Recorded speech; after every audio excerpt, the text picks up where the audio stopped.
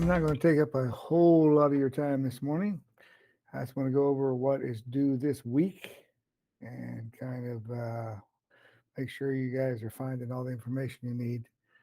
I managed while I was gone for these several months, but let's just take a look.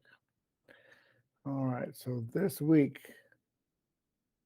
if we look in Buzz on the grade screen, we can see that we've got 805 and 806 that are due this weekend. 805 and Mr. Minch had broke out the multiple choice and open response, and 806 right there.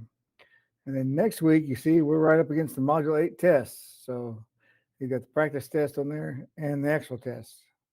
So we're right about to finish up all of this interesting stuff we have here on topics in analytic geometry. This week is the polar coordinates and graphs of polar equations. It's pretty interesting. I will say you can search for Desmos polar or polar graphing, and Desmos does have a polar grapher that they have modified. And there's a graph I was playing with. I put in the equation 3 sine 2 omega, and it gave me that. If I turn it off, when you first get to the polar, here's what Desmos has showing. They have all of the polar rings from a polar graph all the way out to 8. And then they have these other lines that match up with the radian coordinates. So yeah, when you first get to the polar coordinates graph, it looks like that, but it's overlaid on a regular rectangular graph that we're used to. But it may be useful to you if you're trying to figure out, like, what's at 4, 4. Here's 4, 4 on the regular graph. 4, 4. What is that on polar? Well, 1, 2, 3, 4, 5. It's a little bigger than 5. And it's on the 45-degree mark, which is what, pi divided by 4? No. Yeah, the tangent pi divided by 4 is right on that 4, 4.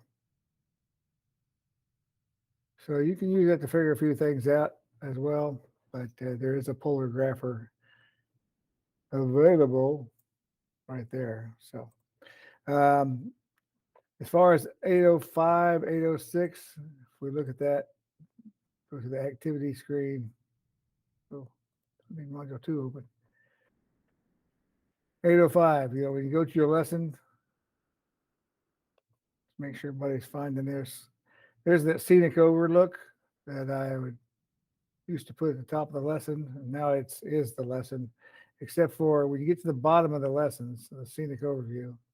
If you still need more in-depth information, it says go to lesson 6.4, pages 487 to 491. We are the 8th edition. So that's referring to lesson 6.4. If you go to our Google Classroom, classwork, our textbook is right here. It's right here at the top, textbook. And open up chapter 6 and go down to those pages. Somewhere right down here. Let's see if I'm there. 6.4. Here's the polar coordinates lesson. Get down to page 487. So that way you can go through more detail if you need it. And you're not just left with just the scenic overlook. So yeah, make sure you know where to find the information. Finding distance using polar coordinates to be more information. Converting from polar to rectangular and rectangular to polar. That's how you convert on the graph that I showed you a minute ago.